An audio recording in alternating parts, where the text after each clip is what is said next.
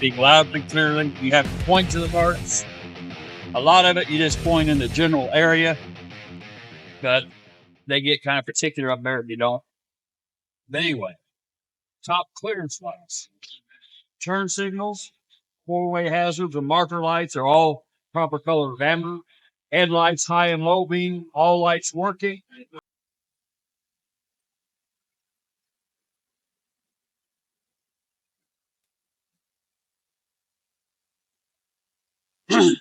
If you can't find the water pump, find the bottom radiator hose. It leads up to the water pump.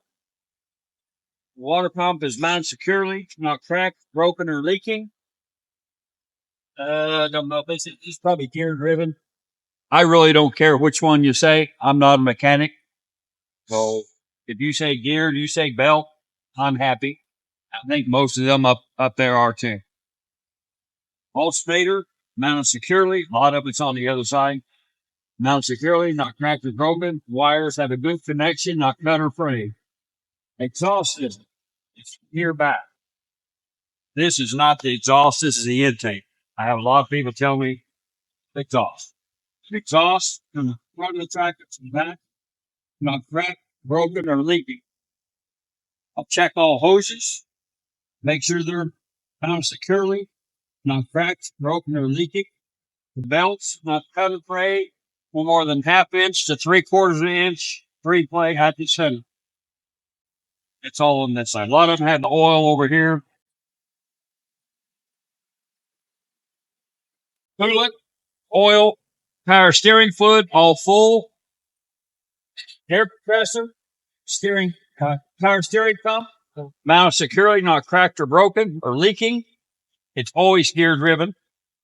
If you can't find it, if you ever go to an automatic, they're hard to find.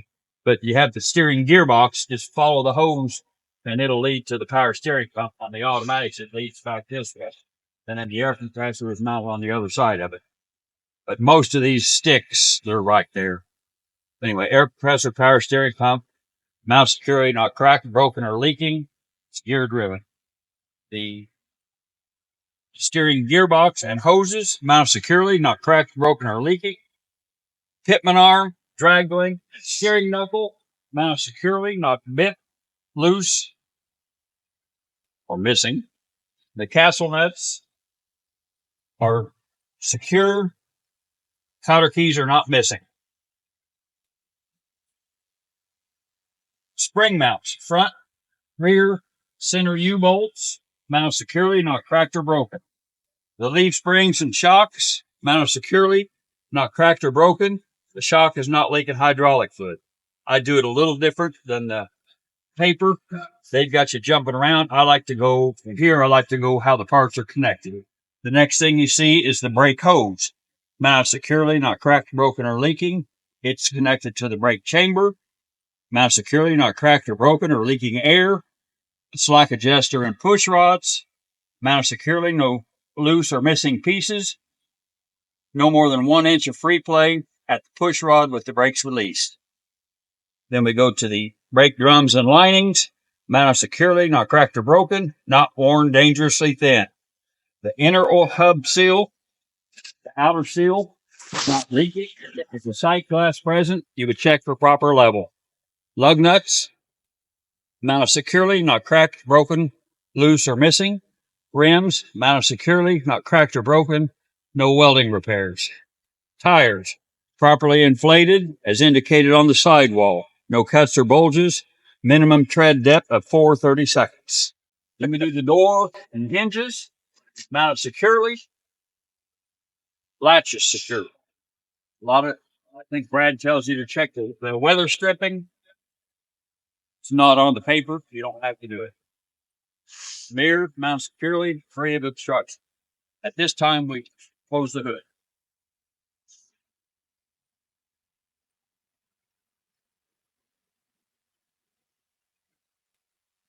When you go to state, you'll have to latch the hood,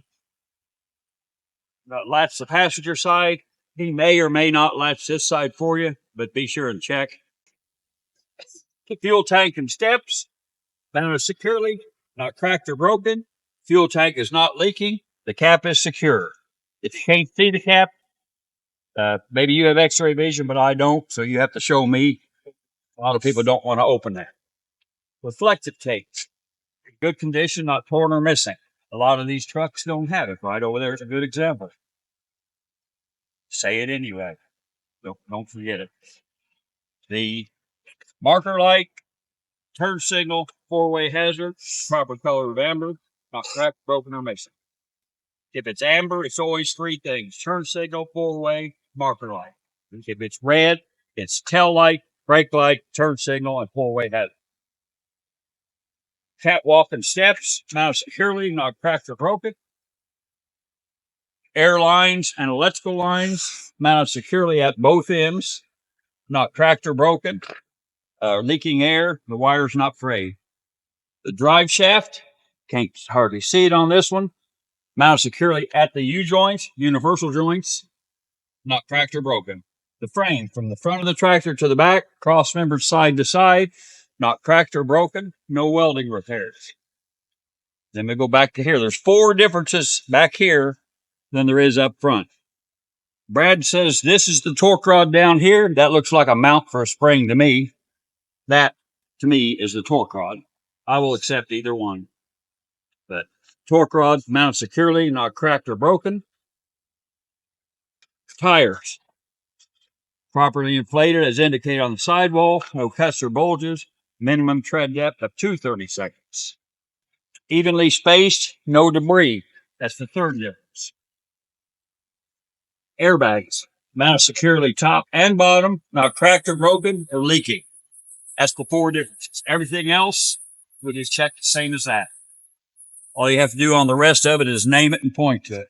Spring mounts, front, rear, center U-bolts, leaf springs, shock absorber, brake hose, brake chamber, slack adjuster and push rods, drums, linings, inner hub seal, outer seal, lug nuts, rims. I'll check all that the same as I did in the front. Go to coupling system. Once again, I do it a little different. I like to start at the bottom. Mounting bolts, mounted securely, not cracked, broken, none loose or missing. The platform, mounted securely, not cracked or broken. Skid plate, mounted securely, not cracked or broken, is properly greased. Apron and the kingpin, which you can't see, mounted securely, not cracked or broken. The apron is lying flat on the skid plate, no visible gap. The locking jaws are are securely locked around the shank of the kingpin. The release arm, handle, not cracked or broken, it's engaged in the lock position. Locking pins and air lines, if equipped, this one is. They're not missing, they're engaged in the lock position, and they have enough clearance that the tractor does not hit the landing gear in turn. Ferrets. You all know what that means? Yes, sir. You know what that means? That's how you change your weight. Then we have the mud flaps and the splash guards. Mounted securely, not cracked or broken. Reflective tape is clean and not missing. Brake lights, tail lights, turn signals, 4-way hazard, proper color of red.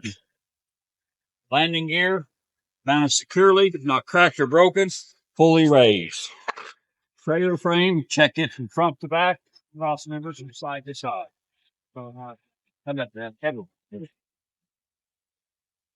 As long as you're outside of the truck, you can go back and get anything you forget. Once you get in the truck, you're done with the outside. The header board, mounted securely, not cracked or broken, no holes. But clearance light and reflector, supposed to be one, proper color of amp.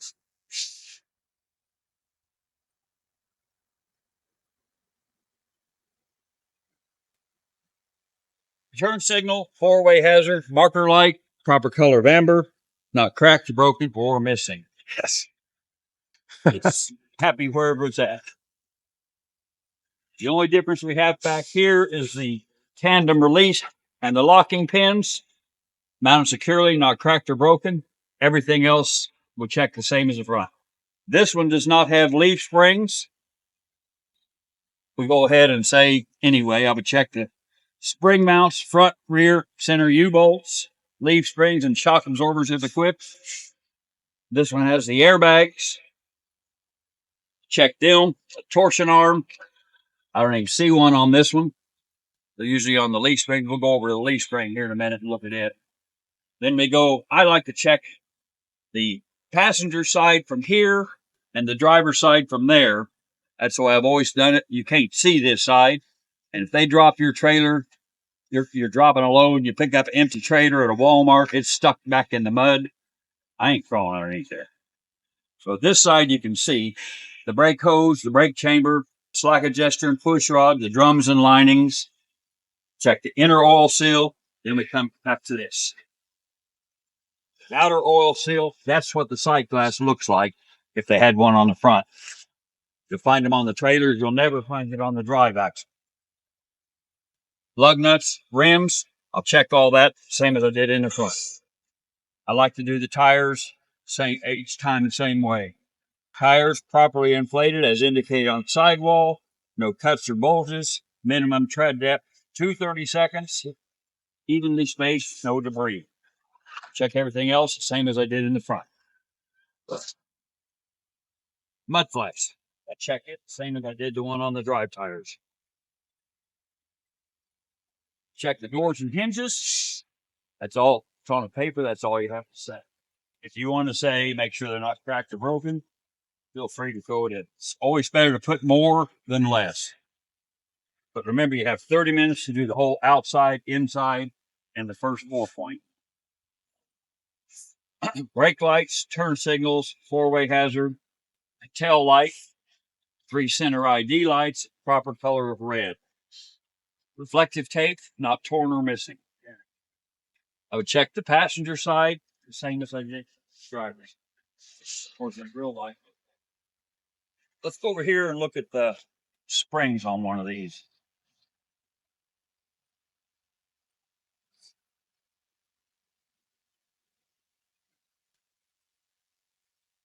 Now this one has the spring mounts front, rear, the center U-bolts, the leaf springs. It has no shock absorber. It has no airbags. And the torsion rod.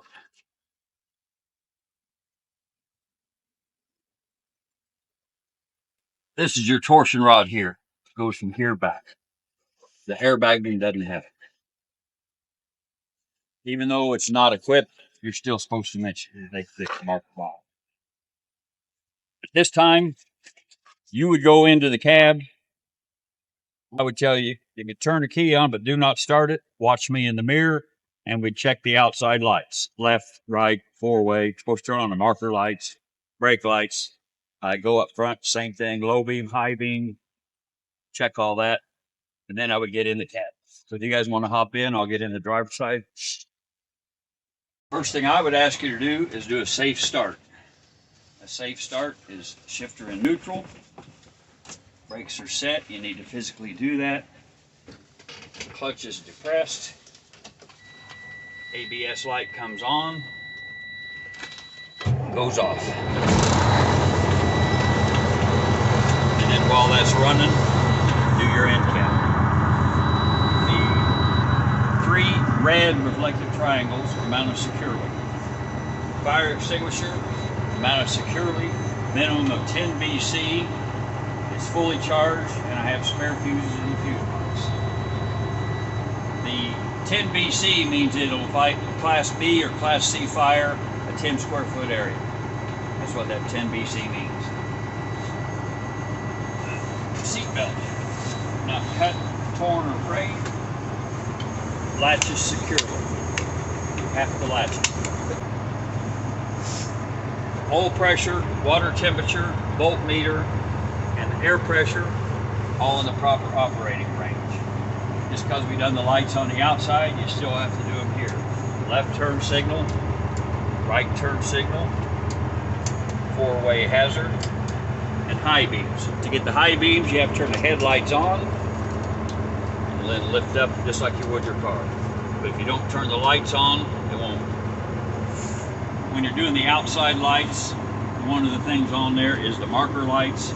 So if you just turn the headlights, the switch down, that turns on your marker lights, and then you can go ahead with everything else. So when you come up to the cab to do your light check, that's the first thing you should do is just flip that on the marker light and watch him in the mirror for whatever he tells you to do.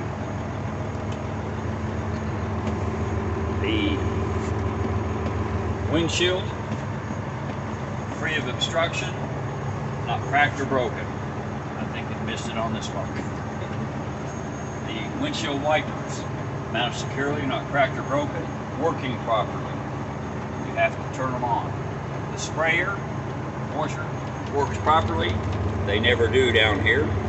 Hopefully they do up there, but go through the motion anyway.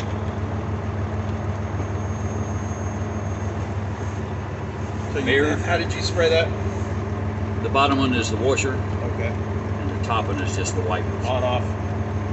They never work down here. The mirrors are adjusted properly to you. The heater.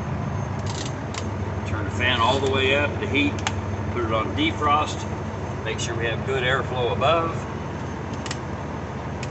Kick it to the floor. We have good airflow below. City horn and air horn working properly. We don't get a blowing. I believe that's all the end cap.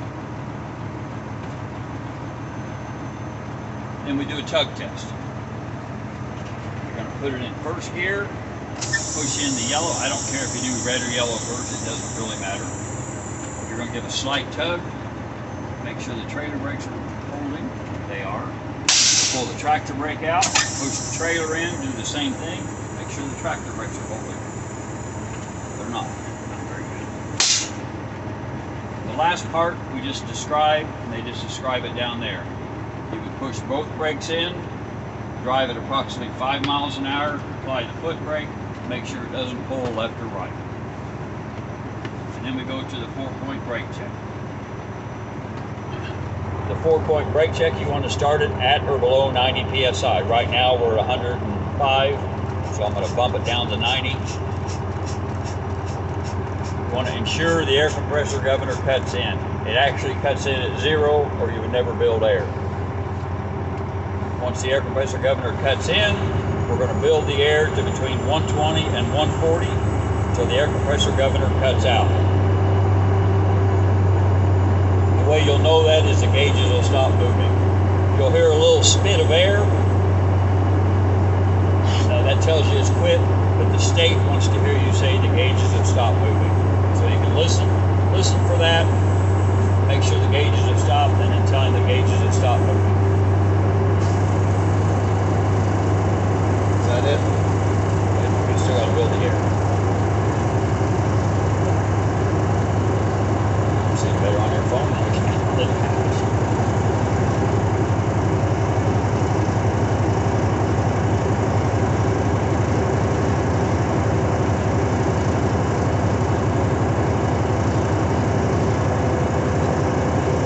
Not up where it's supposed to be, but I think it's. I think it quit. Yeah, it cut. I heard it cut out. Did you? Yeah.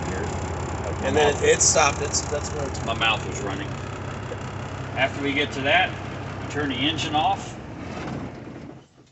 We turn the key back on so the gauges work. Make sure you see the gauges sweep. Because if you don't see them sweep, you don't have the key all the way on. At this time, we're going to release both brakes, push them in. Everything you do, you say before you do it, because these things, especially down here, lose so much air that we're going to hold the foot brake for 1 minute to make sure we lose no more than 4 psi for a combination unit. Minute's up. We've already lost 30 pounds.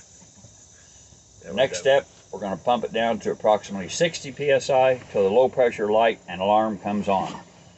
Once again, you always say it first. If that alarm comes on before you say it, it's automatic fail.